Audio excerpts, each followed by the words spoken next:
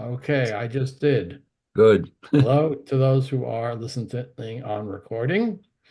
Today, we're going to talk a little bit more about transcendental meditation in Judaism, and we'll also talk about yoga and Judaism. Let me ask you this. Those of you who are here, any of you have any experience with either meditation or yoga? Any advocates? Oh, Oh, we have. Okay, love good. yoga. I'll let first Sim and then Rini. Where did you do yoga? Well, I've done it at the senior center a few times, and we have something every Friday. There's a member who leads something she calls Shema Yoga, and it's very gentle yoga. It's mostly seniors, but she always discusses the week's parsha as part of the yoga session, so she calls it Shema Yoga. And yeah, and she doesn't do Namaste or that. Doesn't say namaste.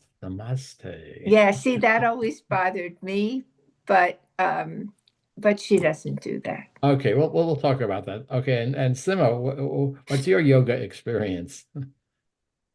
I did it at Parisi and Cry. When I broke my hip, my doctor said, I said, don't I have to go to PT? He said, no, do yoga. I said, Okay, no, just as wait. And I did it for, yeah. So that's what he had me do instead of regular PT for any particular reason. So yeah, that's so that's what got interesting. me into it. And I've been doing it ever since. Yeah. Any religious elements to the yoga that you were doing? At the end, maybe she would say namaste. You're going in and out, Simo. You And were I having a forget what the little trouble with. organization is. I know. I know. I'm going to change my internet. Can you hear me now? Yeah, we got you now. Can you hear So I'm me? sorry. What did she do? Say that again. Okay, I'll go on to. She would maybe say namaste at the very end, but it was a yoga instructor at a gym. So, but there was Mhm. nothing else religious about it. So yeah. And then there's a Jewish organization that does do yoga and it does weekly parsha. I haven't do it regularly. So Interesting. COVID. Where is that? But yes, it's interesting reading. I'll look it up while we're on and I'll let you know. Okay. I have to Well, go into my emails and see what the name of okay. the organization is. Let me see It's if I can local here in northern New Jersey. no, it's online. It's Oh, it's online. I'll online. look for it.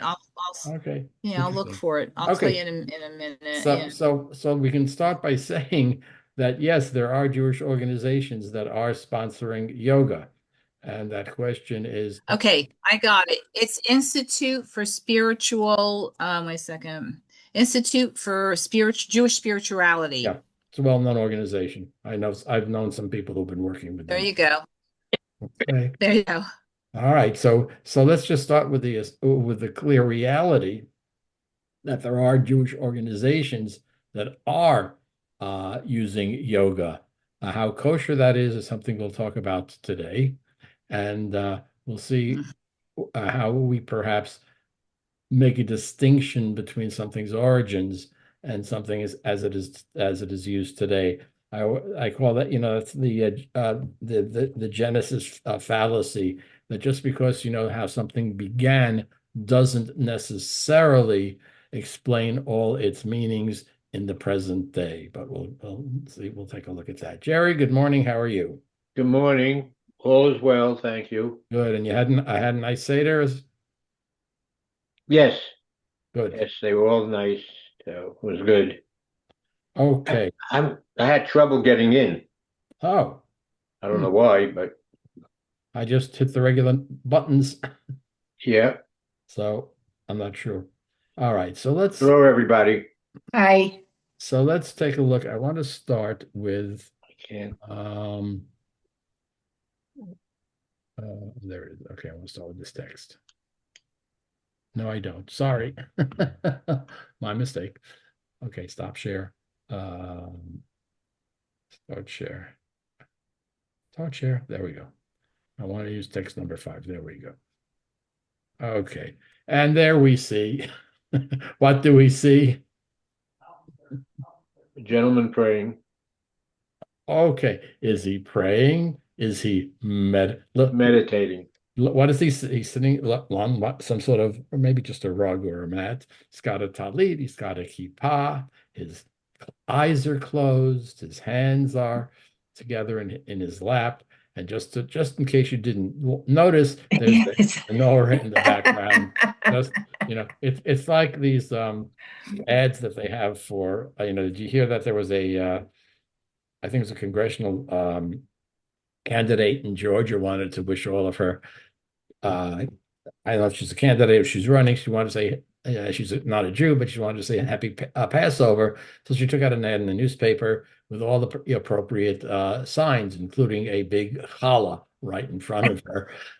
So she sent out an apology afterwards. This is not an unusual thing, by the way. Every year somebody does that, and what can you say?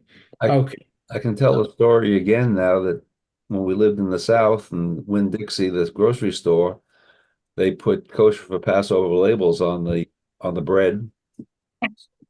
Hey, the little stickers, you want that, yeah.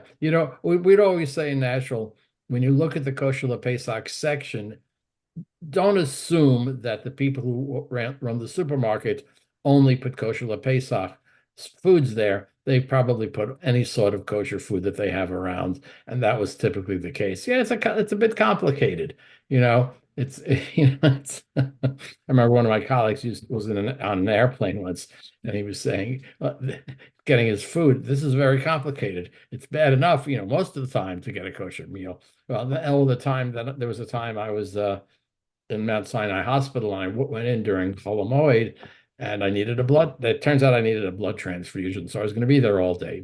Blood transfusions go in very slowly. Uh, so I kept saying, "Well, you want me to stay for a blood transfusion, but I would like to have lunch. I mean, I don't want to be sound, too pushy here." But so my doctor said, "Don't worry. At worst case scenario, we'll get you a box of matzah." But what they did find actually was a styrofoam sealed meal by the OU that was a kosher Pesach lunch, which they, of course, were using for the rest of their patients in the hospital that day. So that was very nice of them. Anyway, okay. So here's an article. How do we as Jews view meditation? Now, here's a question which we'll see more with the question of yoga. Do we try to find something similar or something the same as yoga or meditation within our Jewish tradition? And then we can say, oh, see, they used to do that, and therefore us doing it today is okay, right? We'll see two scholars later on try to say, do we use that approach to certain practices to say that they're okay, or does that approach have certain limitations? So this article, do I have I didn't put down the author, the information about the author, but it's from mindfuljew.net. Okay. Someone's just using his Hebrew name, Yaakov Aharon. I don't know who he is. I'm sorry. Okay. Jewish views on meditation have evolved with various interpretations and practices. While meditation is not a central or mainstream practice, now here's the question. When we go back and look at the way things are described in ancient texts, are what they're describing similar, the same, or different from what we understand as meditation today? And we looked a bit about that. And remember, there was even an Orthodox rabbi who said that if you remove all of the idolatrous, the avodah zarah, parts of meditation, having idols, bowing down, having a mantra that is related to a deity of some sort, if you remove those and all you're talking is about focusing and deep breathing and being very still, then it could be okay. I mean, that's what we understand as generally mindfulness, right? And I've been at Jewish retreats with rabbis that have included such practices where you just really relax. And there's one of our conservative colleagues, Alan Liu, Zichrono Livracha, who was actually a great master of meditation before he became a rabbi. He was in, okay, yeah, he was in San Francisco. I understand it was San Francisco. And at one point, after he was ordained and he took a congregation there, supposedly there was an expose showing, aha, Rabbi Lou was really a Buddhist because he went through all this training in meditation. But in point of fact, he found ways to take from that tradition. And actually, I had him as a scholar in residence at my synagogue in Nashville. It was a very interesting weekend that we had with him. Okay, so here's one example of an attempt to say, oh, don't worry, these things aren't so different from some of the things that we used to do, or at least some Jews used to do. That's one way of trying to say that the practice of either meditation or yoga is not foreign and by clearly forbidden. So in this article, he talks about Jewish mysticism, right? It's a technical definition, just to be clear. The word Kabbalah is used as a general term for all of Jewish mysticism. But in scholarly circles, Kabbalah is one type of Jewish mysticism, not all Jewish mysticism. And mysticism, i.e., the attempt to be so close that one almost merges with the Godhead, right? Let's take that as a simple definition of mysticism through various practices. That has a very long history. Kabbalah is a type of that began in the 13th, 14th century in Spain. Okay, so but he's using the word early Jewish mysticism. In the early Jewish mysticism, meditation has been an important tool. Kabbalah says meditation. Now, here's the question. When he says meditation, what is he talking about? Is he talking about, I mean, in the Talmudic period, did they sit like that and breathe slowly? I don't think so, right? Because what we have in this picture is clearly something that comes out of transcendental meditation, a certain type of meditation, right? Even if we take away the idols and the mantras and the other things, looking at this picture, I would never say this is what they used to do in Talmudic ages. We know that they did have some type of meditative practices, some type of mysticism. What they were doing, to deepen one's relation with the divine, literally to almost merge with the divine, if we use that as our definition of mysticism, and to contemplate the mysteries of the universe. Okay, now he says the most famous is Hit Bodedut, which was emphasized in Hasidic Judaism, which was here. Now he talks spontaneous prayer or meditation. It means to be alone, talking to God. I'm not sure that's the type of meditation we're talking about here. I mean, he's again attempting to find certain ways or terms or practices that may have been similar. And certainly there is intensive prayer and certainly intensive personal prayer. We've always had that, and all religious traditions practically have had that, okay? So I'm not sure. Yes, it was popularized by Rabbi Nachum of Breslov, one of the Hasidim. So this is much later. This is in the Eastern European tradition. Personal, emotional expression of prayer. Okay, but is that meditation? I'm not so sure, okay? Then he talks about Kabbalistic meditation. Now, this is going back to the time of the Zohar, which is one of the classic texts of Jewish mysticism written in the 13th century. But again, visualizing, contemplating the sacred names of God, the Hebrew alphabet, and other mystical symbols. Again, is this exact? I'm not sure it's exactly what we're talking. Maybe this is, I'm not so sure. Okay. Then he talks about mystical traditions, divikut, cleaving to being attached to God, meditation. Okay. Again, deep thought. Again, I'm not sure that these were practices that people said, okay, now slow down your breathing, empty your mind, the type of practices we relate to meditation. Focusing one's thoughts on prayer. Okay, that's a Jewish practice. I'm not so sure it's meditation. Now, here he points, so what he's bringing as examples certainly were intensive types of experience to try to be closer to God. I'm wondering if we stood next to one of the people who was practicing one of those ways, hipodadut, the bikut, or the other, we would say it was, we might say it's a meditative state, but I'm not so sure we would say, oh, that's just like TM, transcendental. Okay. Here he points out, though, in the 20th and 21st century, meditation has seen a resurgence, particularly in connection with the broader interest in mindfulness and contemplative practices. Let's be honest, this is part of this culture, right? Meditation is becoming is larger. Traditional Jewish sources and modern psychological or other meditative methods from other religious traditions, such as Buddhism, right? Some contemporary Jewish groups have developed forms of meditation based on mindful techniques that focus on awareness of the present moment. Okay. These forms of meditation are often inspired. Now, notice what the words you use. Inspired by the contemplative practices of the Baal Shem Tov, the founder of the Hasidic movement. Yeah, they may be inspired by the Baal Shem Tov, but I'm not sure it is exactly what he was doing. Okay. Chanting or reciting Hebrew prayers. Okay. Peace, stillness, connection with one's spiritual self.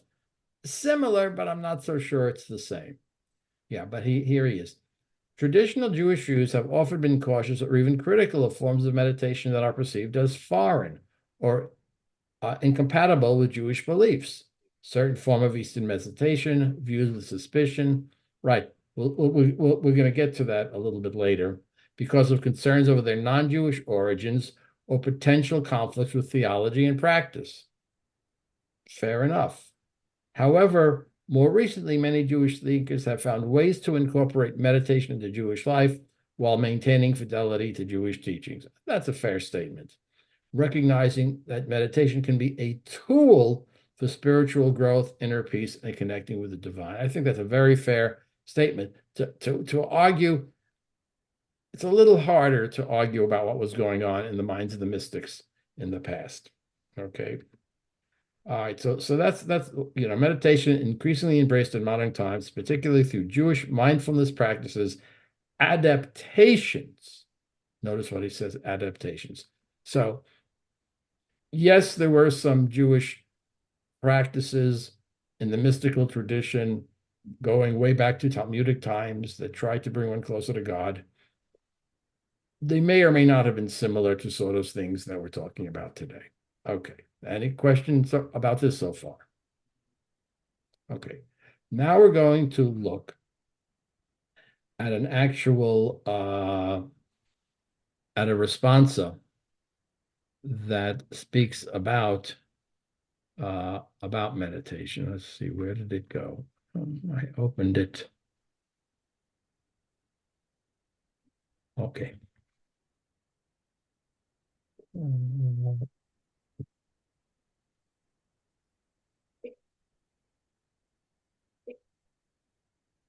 Okay. Yoga. Is this Barnash's book now? Yes, I'm back to Barnmash book. Okay, page 245. I'm going back to the Barmash. Now, Barmash found a teshuvah. It was printed in the CCAR, is the Central Conference of American Rabbis. That's the Reform movement, a Reform Jewish quarterly 5 years ago, just very recently. Yoga as Jewish worship practice, Ukata Goyim, or spiritual innovation, i.e., is using yoga, aping the practices of non-Jews, and it is something that we're not supposed to do, or is it spiritually innovative that it adds to Judaism and does not lead us to idolatry? So that's the question that they're raising. Okay, and we'll see how they raise it. Okay, it's written by two rabbis, Rabbi Liz Hirsch, Temple Anshe Amonim in Massachusetts, and you see that she's a very significant resume, a Wexner Graduate Fellowship. That's a very competitive and important way of in continuing your learning. And yeah, that's that Wexner, but he got involved with Epstein. Religious action. Okay, she writes frequently, and this other one is Rabbi Yael Rooks Rappaport, director of the Gottesman Center for Jewish Living at the Marlene Meyerson JCC on Manhattan. The JCC in Manhattan on the Upper West Side is a very, very active place. She was ordained by HUC and became certified as a yoga teacher through Yoga Vida, New York City, and she was the rabbi where is it? Oh, like she was a chaplain at Mount Sinai. No, I never ran into her. I ran into very few Jewish chaplains at Mount Sinai. That's another story for another time. Yoga meditative minyan. So she leads a yoga meditative minyan. Okay.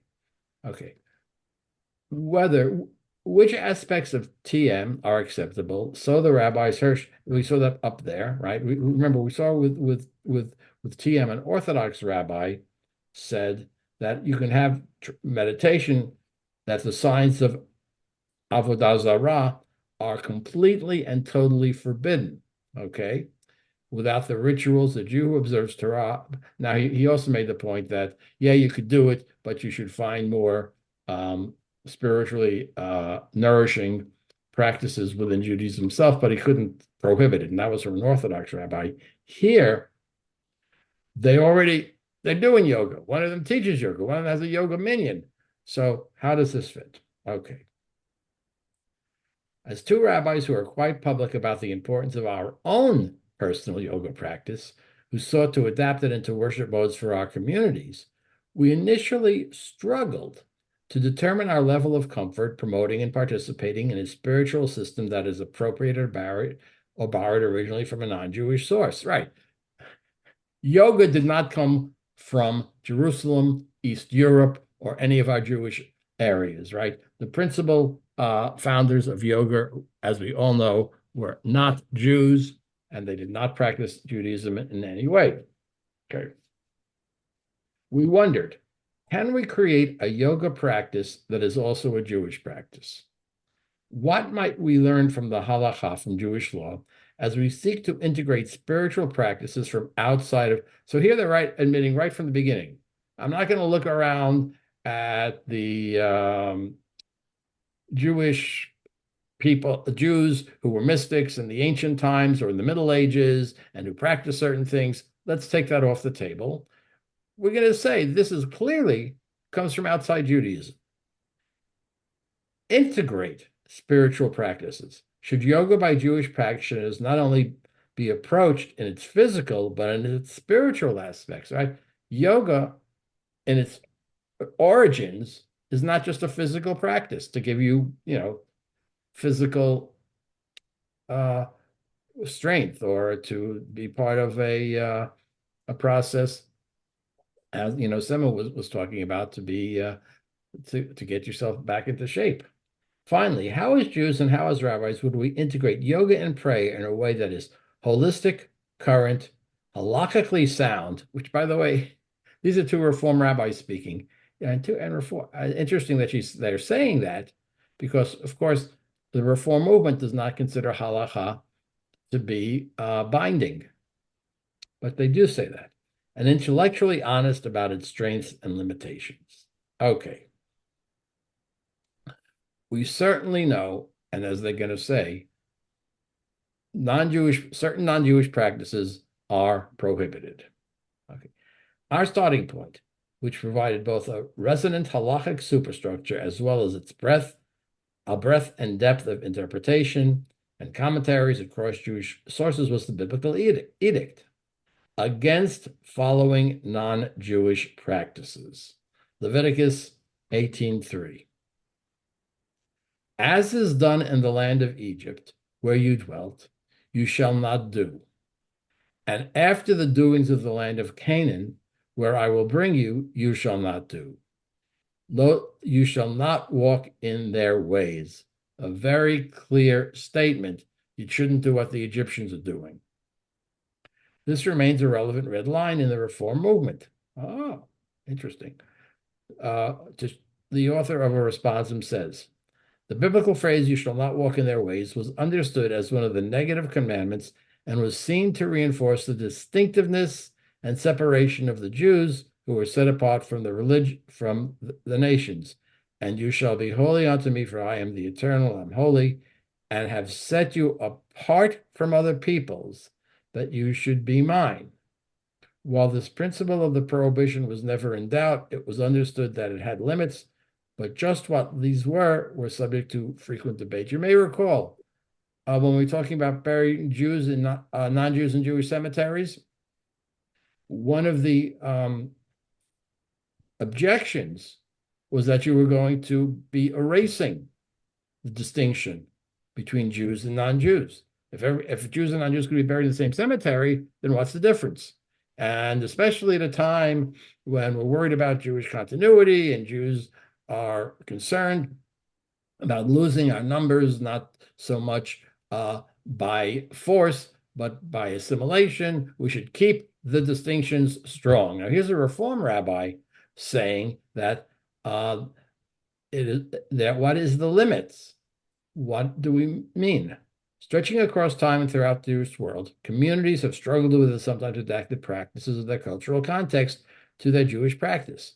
Proponents of such incorporation hail them as innovations. Detractors describe them as assimilation or heresy. I remember hearing that there was a very traditional rabbi who once was shown a video of it wasn't on Shabbat, but it was a video of what happens at some of the services at some conservative and reform congregations where they're using new melodies and everybody is singing and some people are dancing. And the traditional rabbi said, I don't know what I was looking at, but what I was looking at was not Judaism. Why? Because there was so much singing and dancing, and it sounded like something else from what he was used to. And he's saying that's too much assimilation of something else. Okay, so what can we do? What's the difference? And this is what we'll see in this responsa between nativizing a non-Jewish practice by identifying as a Jewish practice as well, i.e., oh, there used to be meditation a long time ago, so meditation is okay, and neutralizing a non-Jewish practice by deeming it non-religious. Notice the distinction they're making. Was it something that we used to do? Okay, they'll use yoga, but we can use the same example of meditation. We have examples of Jews who meditated, so meditation is okay. Or saying, well, there are things about meditation which are religious, but if we take the non-religious pieces out of it, then we're not talking about where it came from, but if we can take the non-religious pieces out of it and it's a non-religious thing, then it's okay. Okay, two ways of looking at it. Claims that yoga practice is Jewish in origin, or we could say the same thing about transcendental meditation. The mystics, they sat and they breathed and they, focused their minds, are disingenuous. Even though medieval Jewish mystics did use chant and motion in their prayers, right? Shuckling, what's your view if you go to a traditional minyan, and I'm saying a traditional minyan, men, shuck going back and forth, they're using movement. You see, we have movement in prayer, therefore yoga is okay. They're saying, no, that's not, let's get away from that. Contemporary Jews are basing their use of chant and motion on yoga and not on medieval Jewish practice. So they're denying what our previous article had said. Throughout Jewish history, we observe two main strategies, okay? Nativation and neutralization. Okay, so what are they talking about? Let's give examples, and they're saying, let's go back to the Babylonian Talmud. Okay. There was a practice of burning funeral pyres at the death of an Israelite king. Let's stop for a second. Does that sound Jewish? Having a funeral pyre at the death of an important person? Do we do that today? You know, any Peaky Blinders fans here? Okay, no Peaky Blinders fans here. That's a TV series. The Peaky Blinders are the leading gangsters in the city of in a fictional series. And they're in Birmingham in England, and there are multiple examples within the series and the movie when one of their main characters, even the non-main characters, dies. What do? They put them in a wooden wagon, one of these gypsy wooden wagons, put the body in the wooden wagon, and they Okay. burn it. Now, I assume that is I can't bring my picture up. I'm sorry, Jerry, are you okay? Oh, I'm sorry. So, I would say a funeral pyre for a gypsy person in this fictional movie was the practice. But what about funeral pyres for Israelite kings? That really sounds strange for us. I mean, especially we know we are traditionally against cremation. We traditionally bury in the ground, so the body should have natural decomposition. So, what's going on here? All right, so look what they use this example from the Talmud. Okay. When faced with the prevalence of what is considered an outside practice, Jews are doing things that seem to be outside of Judaism. This Talmudic sugya debate puts forward the origin of the practice as an inherently Jewish one by connecting it to a reference in Jeremiah. Oh, there's something in Jeremiah that talks about funeral pyres. Well, then it's okay, right? Making this a native Jewish practice, the Talmud does not attempt to deny that funeral pyres are also an outside practice. Rather, its primary objective is to create convincing concentric circles so that the practice can remain a part of both cultural clusters, i.e., what is the Talmud doing? We have this, we know they're burning, having these funeral pyres. Let's look for some sort of little piece of verse that we can tie it to say, aha, Jews did this in ancient times. Now, because we're talking about Talmudic times, remember, this is several hundred years after Jeremiah. Or are they all going to say that by connecting it to the verse in Jeremiah, it's a Jewish thing. Okay. A nativized approach to yoga would be to prove that its etiology, its origins, is inherent in Jewish cultural practices. The benefits that many practices derive from yoga can be traced to the physical, mental, and spiritual well-being that come from its system of flexibility and stretching and holding postures. Okay, its concentrated attention to breath control and its meditative approach to mindfulness and feeling present in the current moment, rather than being focused on past or future. Okay, I actually did go to a yoga class. Actually, I should have said that. I went to 2 yoga classes. There is a program for senior adults at Bergen County Community College. And one semester they were offering 2 yoga classes. And this was, when I was recovering. And I said, that sounds interesting. Let me see if they're going to be good things to do. So I went to 2 yoga classes at Bergen County Community College. One of them was actually taught by someone who was Jewish. And yes, it was about, and those of you who practice, will this be inaccurate? Physical, mental, and spiritual well-being, stretching, holding postures, breath control, mindfulness, feeling present in the current moment. That's would you say it's an accurate description of yoga? Yoga practitioners here, yes? That's my understanding. Rather than being focused on past or future. Well, certainly a lot of our prayers, when we talk about our prayers, we're talking about focusing on Elohei Avraham, Yitzhak, Yaakov, right? And so we're talking about the past and also the future. Lishana Haba Yerushalayim, next year in Jerusalem. These practices at the core are quite universal in nature. The medieval mystics, this is she's quoting, were in the habit of accompanying their traditional prayers with chant and motion. Okay, we'll allow for that. Although, again, had we been standing there, I'm not sure what we would have been seeing. However, if we designate the core benefits and approaches of yoga as exclusively native to Judaism, we would be guilty of not giving credit where credit is due. Our ancient mystics and modern congregants do find that these practices enhance their enjoyment and engagement in Judaism, but when we are honest with ourselves, we cannot support that our inspiration for this current type of exercise and worship comes from Jewish mystics. She's making it very clear. Okay, yeah. They prayed and they chuckled and they did this and they did that, but come on, guys.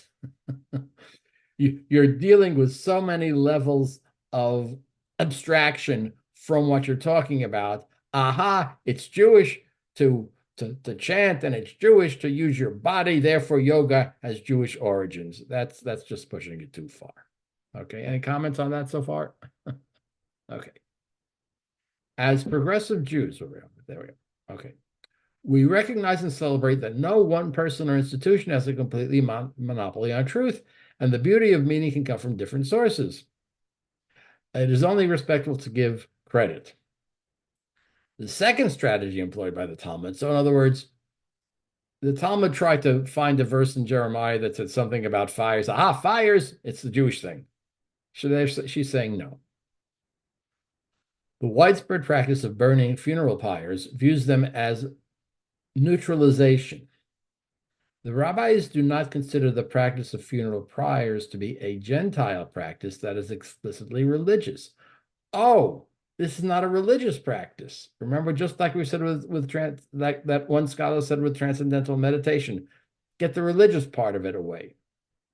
Everyone agrees, this is from the Talmud, agrees that public burning itself is not an idolatrous custom. It is permitted due to the great importance of the king who passed away.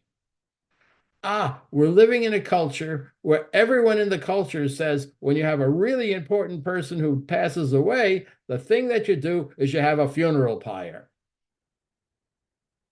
Right? That's what you do in this culture. And it's not a religious thing. Therefore, we understand that public burning of funeral pyres to be a permitted practice for Jewish funerals, despite the fact that the Gentiles also light funeral pyres.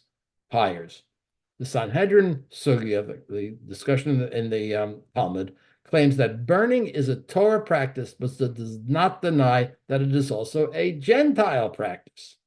The Avodah Sugya, on the other hand, negates the presence of religion and therefore idolatrous intent, demonstrating the effectiveness of the neutralization on strategy in this particular example.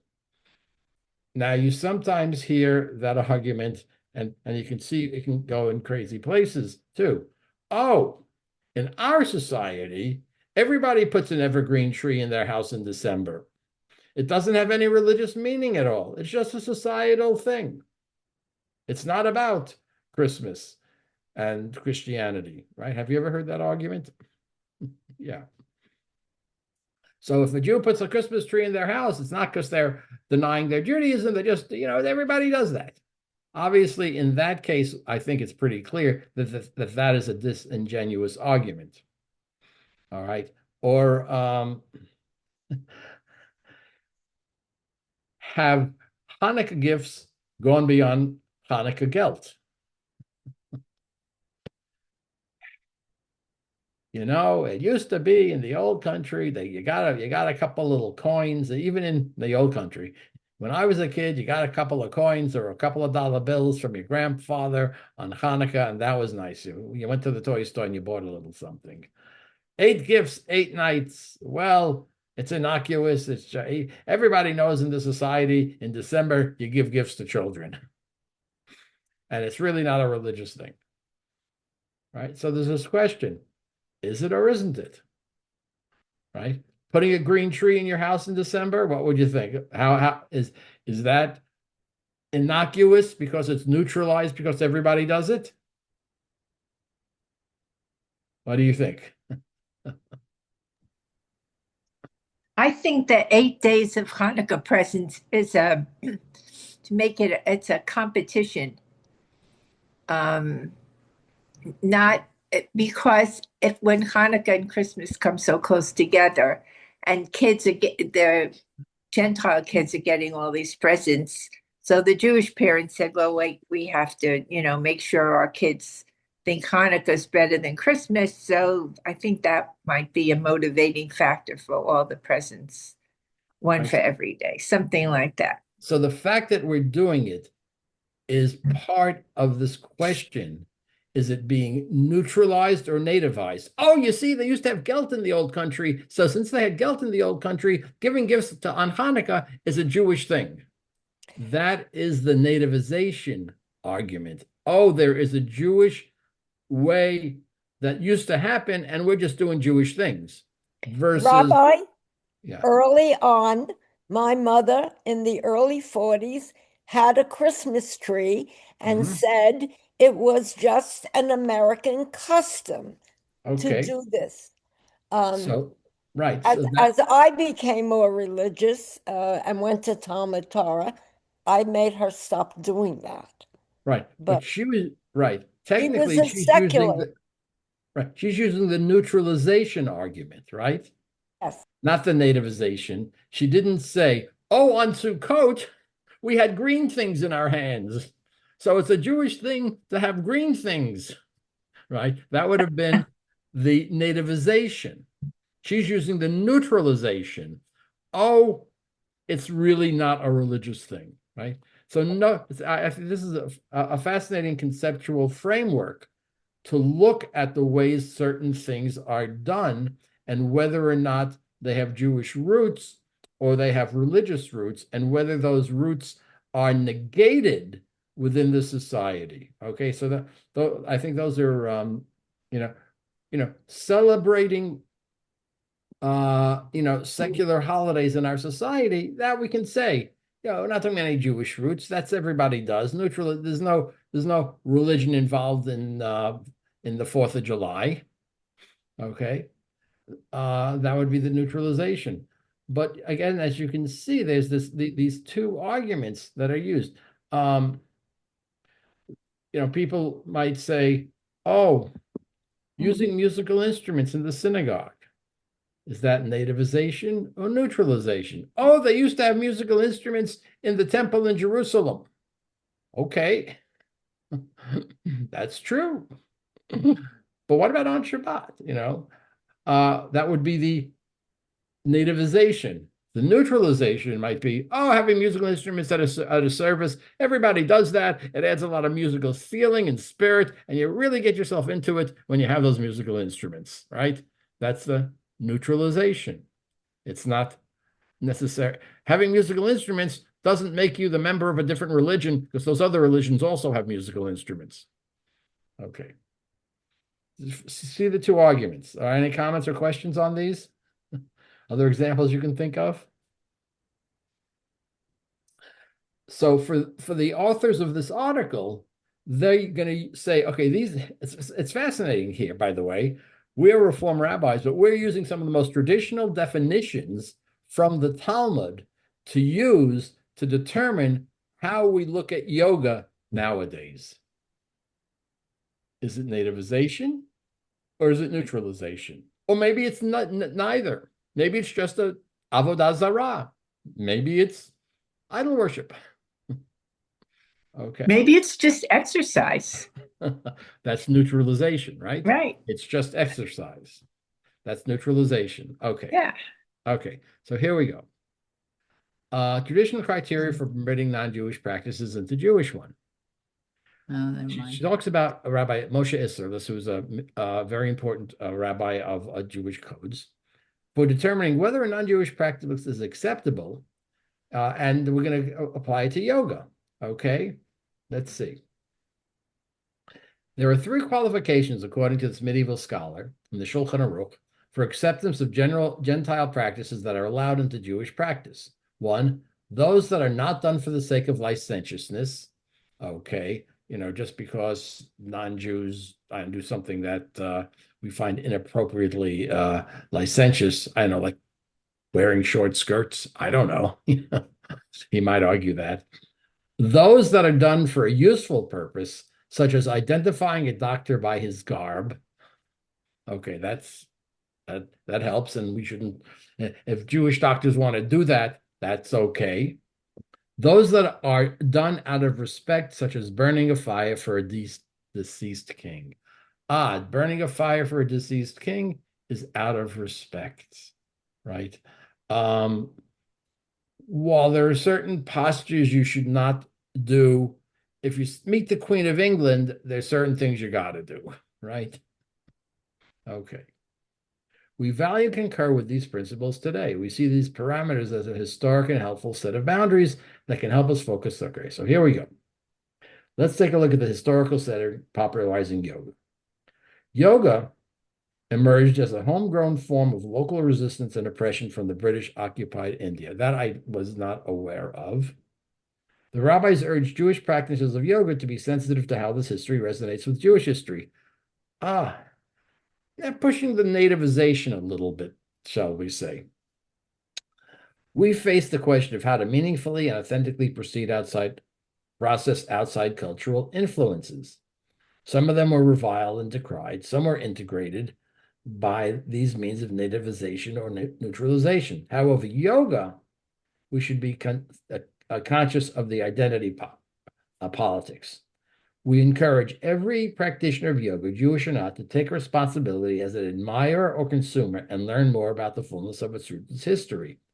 What we typically think of yoga was only one part of substantial Eastern Ayurvedic system. There's something called, we're going to take a look at that if we have time today, that encompass many systems of practice.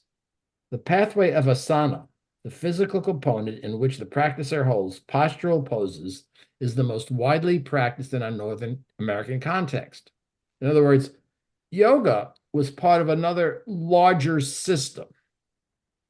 Our modern posturally centered yoga, with its focus on health benefits rather than metaphysical attainment, if we're just talking about healthy mind and body and not talking about metaphysics, bears little resemblance to the 5,000-year-old system from which it was derived. Genetic issue here. Okay, it started as part of a system that also had some metaphysical elements to it, but we can separate it from the metaphysical elements. It retains a clear imprint of a major cultural shift that occurred in India. Okay. When the Western colonial definitions of power determined the ideal, all right, yoga practice was a homegrown movement emphasizing internal power. We emphasize with an ancient system of belief that has been marginalized by an oppressive majority culture. The story of yoga and the story of Judaism share many common themes. I felt that was unnecessary. And moving towards a nativization, which frankly is irrelevant. Okay, so there were people who practiced yoga because they were opposing the British colonial system. That's nice, but really, I think we're pushing it, but you can take it or leave it as far as that goes. As a matter of fact, we can, just for a moment. What do I know about these things? I'm not an expert. So I try to see what these things are. Key principles of Ayurveda. That's the system where yoga developed, right? Health, holistic medicine, everything in the, individual constitution. And, in other words, the system that yoga developed was not just a matter of poses and mind and breath, but it was a whole system. Herbal medicine, herbal remedies, dietary changes, massage therapy, detoxification. Yoga and meditation was one part of a larger system that developed uh, uh, in India. Okay. Yeah. And as you can see, yeah. And included within it, many different, those people who practice yoga, you may recognize some of these, right? Or not. These may be somewhat advanced. But anyway, okay. Asana is a body posture. Originally, it's still a general term for a sitting meditation pose, like the rabbi with the talit, and later expanded in hatha yoga and modern yoga as exercise to any position, reclining, standing, inverted, twisting, and balancing. Okay, so this is one piece of a larger system that we're taking out. Let's go back to our two Reform rabbis. So what do they conclude?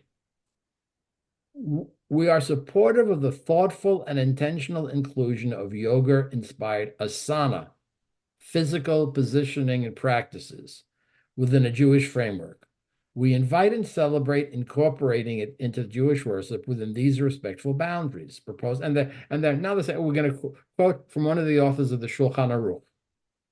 Examine your attention. Does your practice have a stated thoughtful aim and kavanah, i.e., are you not trying to associate and bring into a foreign religious practice? Is it done for a useful purpose in an accessible way that brings others towards greater engagement and fulfillment? And is it done out of respect with transparency and credit offered to the teachers, ancient and new, who have influenced you and as the next generation of teacher and leader? They're trying to say that yoga fits into the category, as a medieval scholar said, that this has been shorn of its idolatrous origin or its of other religious origin. And there are positives that apply to it that mean that it is no longer part of that religious system. Okay. Are you convinced? Are they right? Have they jumped through too many circles here to try to make it sound kosher? Any reaction here? Yeah, Rini. Well, I really don't do yoga. I've gone to a few classes, but the time is bad for me on Friday mornings. So I don't really go. But there's absolutely nothing non-Jewish in this practice. It's for balance. It was started for seniors, that's who goes, for balance mostly and strength. And the fact that the teacher is quite a knowledgeable person of Jewish Talmud and Torah and studies Talmud every week and so on. It doesn't seem anything but an exercise class, and she incorporates the weekly parsha into it somehow. But it doesn't strike me personally as anything other than exercise, gentle exercise. That's her purpose, but I don't associate her class with anything religious because it's geared for a Jewish audience in a Jewish place by a Jewish person. Okay. Okay. Would you say the same if there was a yoga class that was not teaching the parsha and not run by a Jewish person? Yes. No, I would not say the same thing. That's one reason I was uncomfortable going to yoga classes. I went to a few and it was just like it felt too religious somehow. To me, it didn't feel like it didn't feel the same. Okay. So yes, I agree. I think this particular class has a different purpose, and I think it's, Mhm. different. So this is about neutralization, Yeah, removing that. We're not going to start saying that yoga has a real Jewish origin, but just to right, neutralize. And it has to be fully, and you're arguing it has to be really fully neutralized in order to feel that it is something that we should, as Jews, could do. right. Okay. Any other comment about that? Yeah, I mean, my class was half a yoga, and so it was just positions, and only at the very end was, like I said, that would the teacher maybe say namaste, we'd end the class, and that would be it. So the whole class was pure exercise. So I didn't feel uncomfortable. I did feel uncomfortable saying namaste, but I don't think namaste is a bad thing. I forget what it means. I did look it up. I'm trying to I remember. think it Yeah, means peace be with you or something. Right, that's yeah. all Right? it means. Right, Yeah. right, right. But it's purely exercise. That's all it was. She would position you, she'd help you position you until COVID, then it was hands off after that. But that was it. So for this particular class, anyhow. Okay, fair enough. All right, any other comments? All right, next. All right, we're time is just about up. So we can see again these two ideas that they take, the nativization. Oh, we'll find a hook in Judaism to lean it on. They say you can't do that with yoga. Although they kind of push it a little bit with this thing about opposition to the British and colonial India, which I found frankly non-convincing, but that's me. I think that's after they try to show that nativization isn't going to work, they try to pull it back in there. Uh, but I think the neutralization and using the definitions from a medieval Jewish scholar strengthens their point. So what we will do next week, we have one more text to talk about. We're going to talk about one more text about yoga. We'll talk about an Orthodox Jewish woman and how she feels about going to a yoga class. Those of you who get the text have that. And then we're going to move on to the next topic, which is, again, this issue of Jews, non-Jews. How do we in Judaism think of non-Jews in general? And then we're going to look at two teshuvot from the conservative movement. Can a non-Jew open the ark?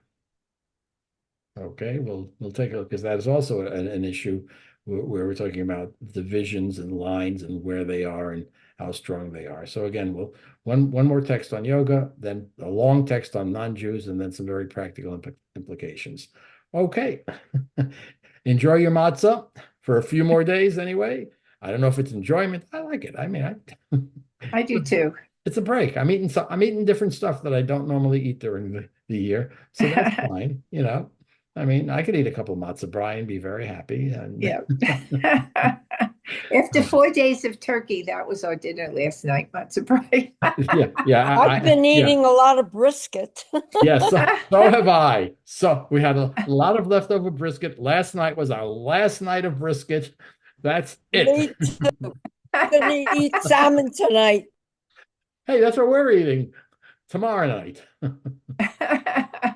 All right, enjoy the rest of Pesach, and I'll see you all next week. Thank you. Thank you, Rabbi. Thank you, Thank Rini you. and Thank you. Rabbi. their Bye.